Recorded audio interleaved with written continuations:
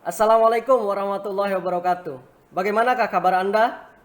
Semoga kita selalu dalam lindungan Allah Subhanahu wa taala dan semoga kita dalam kondisi yang sehat selalu.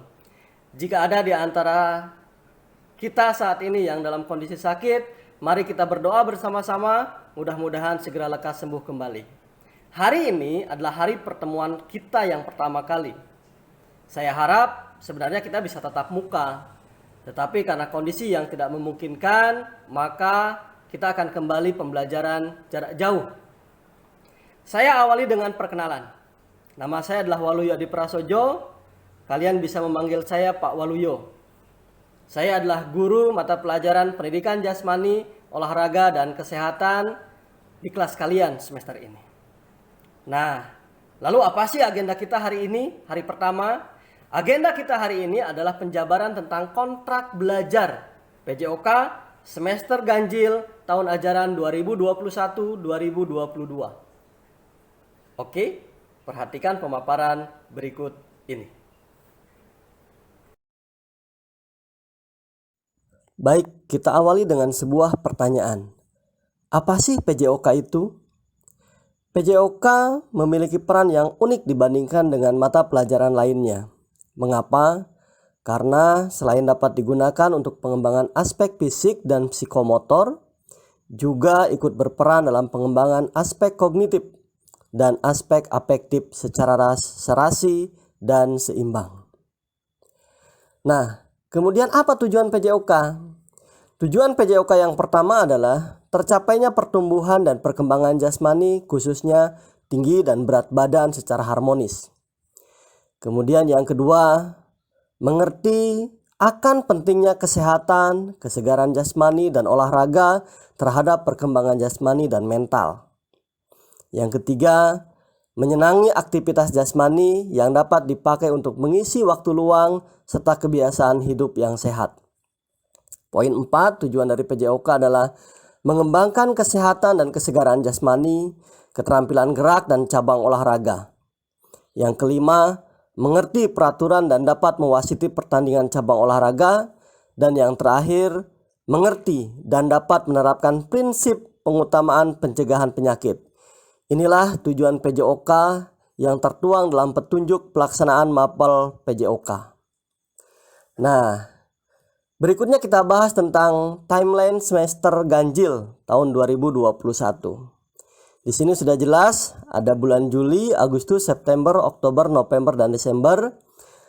Kita awali KBM pada bulan Juli, kemudian nanti antara Agustus, September, Oktober, November itulah bulan aktif pembelajaran kita. Antara bulan September atau awal Oktober kita akan melaksanakan PTS.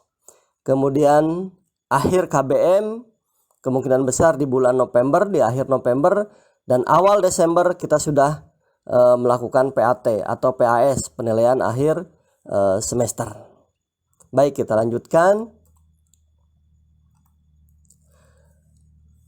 Nah, inilah pembelajaran dan pembiasaan targetnya. Yang pertama adalah sikap spiritual, di mana poin dari sikap spiritual adalah peserta didik mampu menghayati dan mengamalkan ajaran agama yang dianutnya. Yang kedua, sikap sosial. Diharapkan peserta didik berperilaku jujur, disiplin, tanggung jawab, peduli, gotong royong, kerjasama, toleran, santun, responsif, dan proaktif. Kemudian dari segi pengetahuan, mampu menguasai materi berupa menganalisis dan pemahaman. Dan yang terpenting poin keempat yaitu keterampilan berupa praktek dan produk. Nah, semester ini ada 4 kompetensi dasar yang akan kita pelajari. Yang pertama adalah kompetensi dasar senam ketangkasan. Yang kedua, kompetensi dasar pencak silat. Yang ketiga, kompetensi dasar kebugaran jasmani. Yang keempat, kompetensi dasar budaya hidup sehat. Kemudian, dengan apa media pembelajaran yang akan kita lakukan selama 1 semester ini? Yang pertama, adik-adik bisa menggunakan smartphone, kemudian bisa juga menggunakan personal komputer, bisa juga menggunakan laptop atau notebook.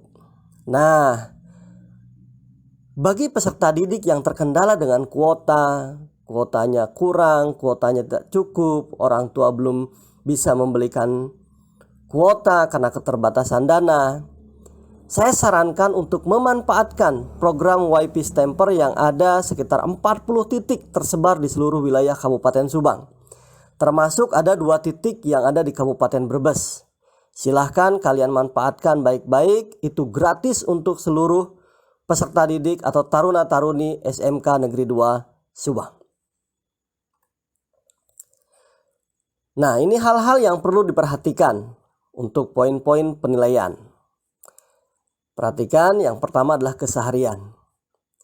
Bagaimana pemahaman materi kalian, bagaimana keaktifan bertanya kalian, dan beranikah kalian mengemukakan pendapat, itu menjadi sebuah penilaian. Kemudian penilaian hariannya, kalian mengikuti pembelajaran dengan baik, kemudian mampu mengumpulkan tugas dengan tepat waktu. Bagaimana kehadirannya? Otomatis absensi selama mengikuti pembelajaran berpengaruh terhadap nilai akhir. Nah, penilaian akhirnya nanti taruna-taruni secara menyeluruh mengikuti kegiatan penilaian akhir yang diselenggarakan oleh sekolah.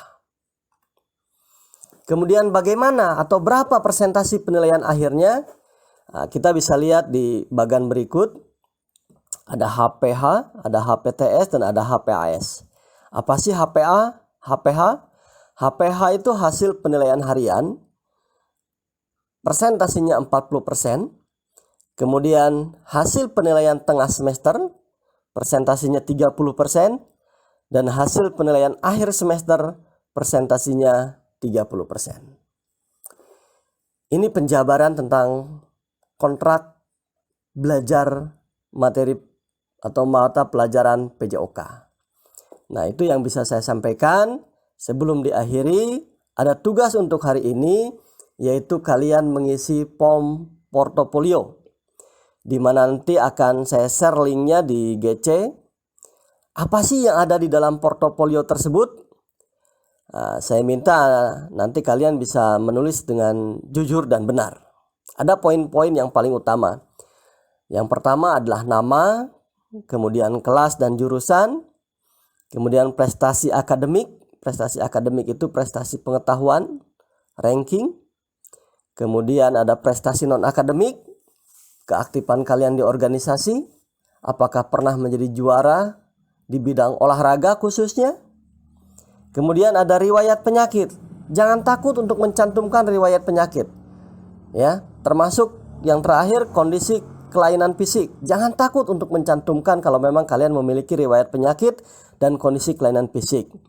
Saya harus mengetahui itu untuk bisa memetakan kegiatan kita ke depan jika nanti sudah diizinkan untuk pelaksanaan tatap muka. Dan insya Allah apapun yang kalian tulis cukup kita rahasiakan antara kalian dan saya.